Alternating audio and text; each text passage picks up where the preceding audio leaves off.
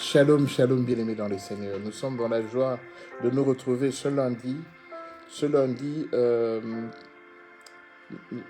4 août 2025. Jésus-Christ est Seigneur, il est le bon berger, il est le Tout-Puissant. Nous voulons prier avant de faire ce live. Tendre Père, nous bénissons ton nom et te rendons gloire et grâce parce que tu es le Dieu Tout-Puissant. Merci de ta présence au milieu de nous, car tu as dit que là où 2 ou 3 sont réunis en ton nom, tu es au milieu d'eux. Seigneur, nous voulons que tu puisses prendre la première place et que toi seul puisses être le gérant et le coordonnateur de ce live du début jusqu'à la fin. Que ton sang précieux nous couvre et que ton esprit soit à l'œuvre en toutes choses. Nous t'élèvons à dignité en puissance dans le nom de Jésus. Nous t'avons ainsi prié et nous disons Amen, Amen. Soyez bénis, bien-aimés dans le Seigneur. Soyez bénis ce lundi matin. Jésus-Christ est bon, il est Seigneur. Le Seigneur nous conduit ce matin juste dans un verset que nous connaissons tous. C'est dans le livre de Galates chapitre 6, le verset 7. Galates chapitre 6, le verset 7. La Bible nous dit ceci: ne vous y trompez pas. On ne se moque pas de Dieu. Ce qu'un homme aura sémé, il le moissonnera aussi. Nous connaissons tous ce verset. Mais le Seigneur nous a expliqué ce verset d'une façon différente que la façon dont on l'a toujours prise en considération. Alors, pour bien comprendre ce verset, la Bible dit « ne vous y trompez pas ». C'est-à-dire qu'en fait, on confond beaucoup de choses et des fois, on ne fait pas réellement le travail que le Seigneur attend de nous. Parce qu'en fait, on se trompe facilement par rapport à certaines choses qui sont sacrées dans la Bible. Galates nous dit, donc la lettre de Paul aux Galates, il nous dit, ne vous y trompez pas, parce qu'on commet beaucoup d'erreurs. Alors, le verset suit en disant, c'est qu'un homme aura, on ne se moque pas de Dieu. Donc, ça dit que certaines prières que nous faisons, certains comportements que nous affichons, en fait, ce sont des comportements qui traduisent une sorte de moquerie vis-à-vis de Dieu. Parce que Dieu, c'est pas mon ami. Dieu, ce n'est pas une personne avec qui je peux banaliser, avec qui je peux plaisanter. Non. Dieu est Dieu. Dieu n'est pas mon ami. Dieu n'est pas ton ami. Et il dit qu'en fait, tu ne peux pas blaguer avec Dieu.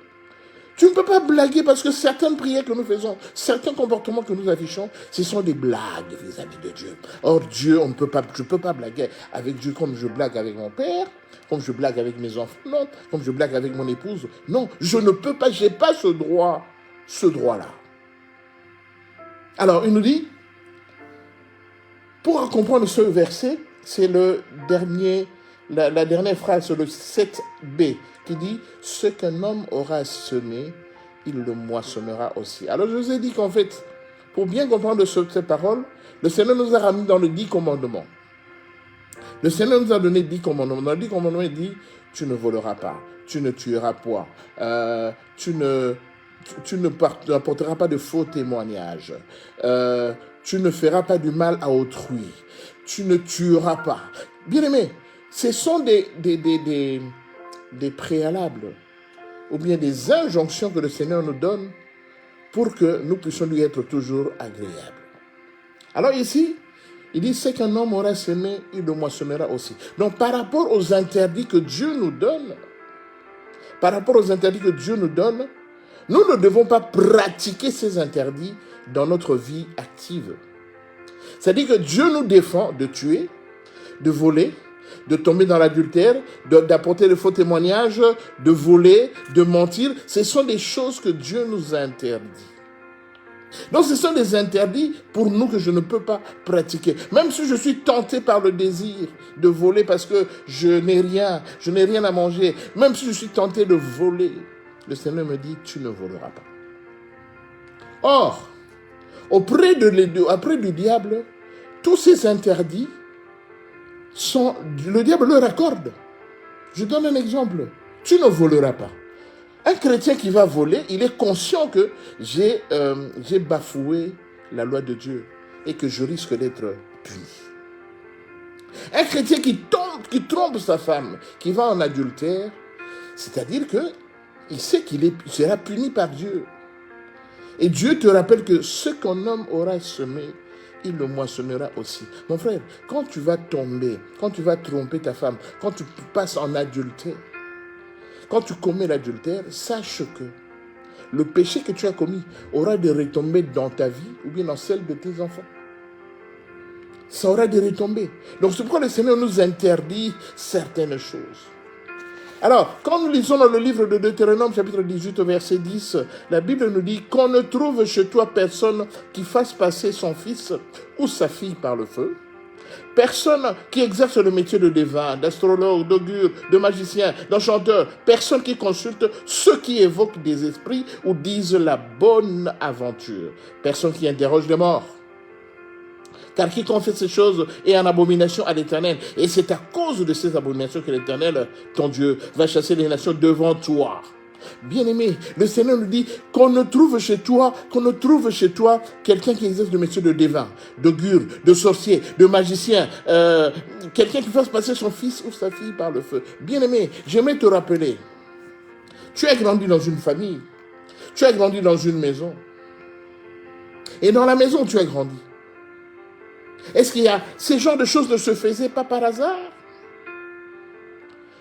On ne faisait pas passer les garçons, les filles par le feu? Est-ce que là où tu as grandi, il n'y avait pas un magicien? Il n'y avait pas un augure, il n'y avait pas un féticheur? Il n'y avait pas quelqu'un qui prédisait la bonne aventure en regardant les gens par la main? Mon frère, tu as grandi dans ces milieux-là. Comme tu as grandi dans ces milieux-là, le Seigneur dit, ce qu'un homme aura semé, il le moissonnera aussi. Mon frère, ma soeur, si ton père était féticheur, écoute-moi bien, si ton père était féticheur, sache que les affres des féticheurs, tous les péchés qu'il a commis, tu vas vivre ça. Ne t'étonne pas si demain tu as des enfants qui ont des difficultés, qui ont des anomalies physiques. Ne sois pas étonné. Ce sont les résultats de ce que ton père faisait. Parce que ton père consultait les esprits. Ces esprits ne sont pas en accord avec le Seigneur, mais ils sont en accord avec le diable. Ton père faisait ce que le Seigneur interdit.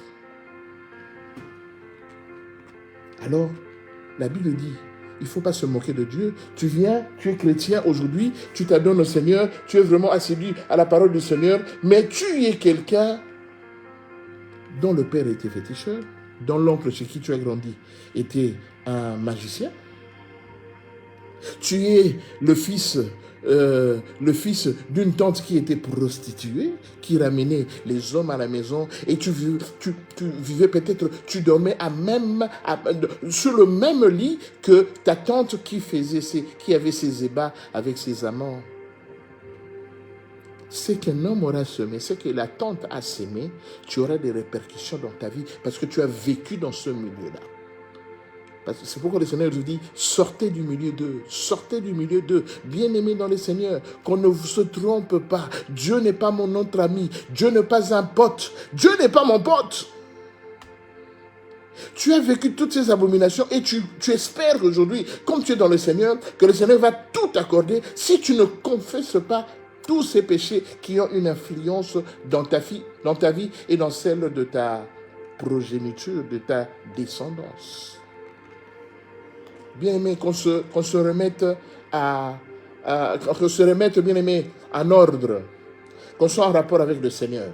La Bible dit, les parents ont mangé les raisins verts et les dents des enfants ont été agacées. Cela veut dire quoi? Les péchés qu'ont commis les parents ont des répercussions sur ta vie. Maintenant, je prends toi-même. Tu as grandi, tu es allé évoluer dans un milieu où il y avait beaucoup d'abominations. Tu as vécu là-dedans. Tu as vécu au milieu des prostituées, des magiciens. Tu as vécu au milieu des gens qui escroquaient de l'argent aux gens. Tu as vécu au milieu des gens qui tuaient des assassins, qui tuaient des gens et qui ramenaient l'argent à la maison. Tu as mangé même l'argent qui venait des assassinats.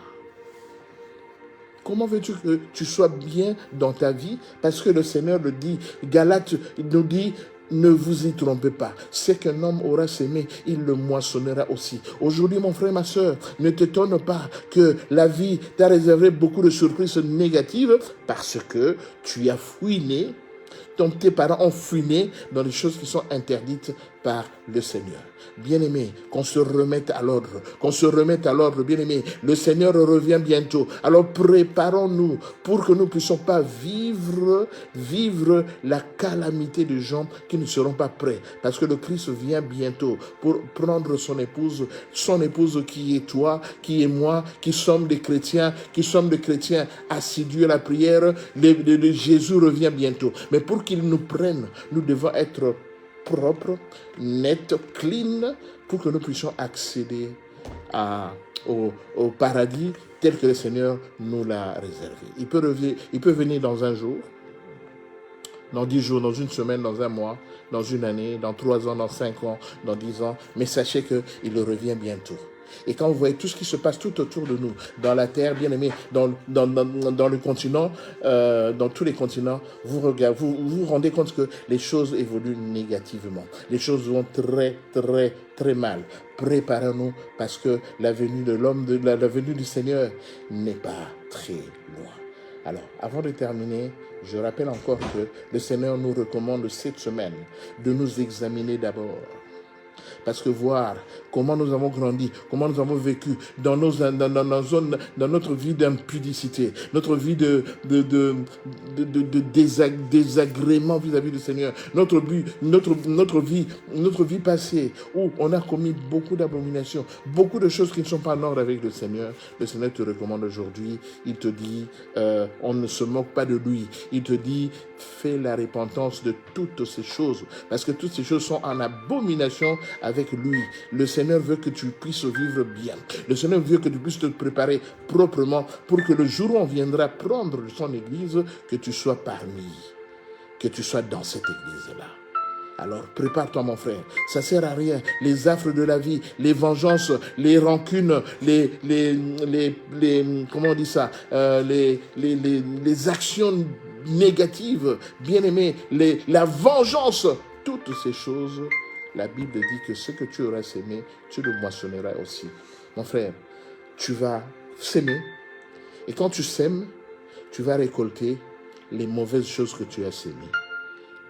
Que le Seigneur soit avec vous, que le Seigneur vous parle encore davantage pendant cette semaine pour que vous vous mettiez en ordre avec le Seigneur. Soyez bénis. Nous sommes arrivés à la fin de notre petite exhortation de ce matin. Que le Seigneur soit avec chacun de vous et que chacun de vous puisse comprendre que le Seigneur te rappelle à l'ordre. Soyez bénis. Shalom. Shalom.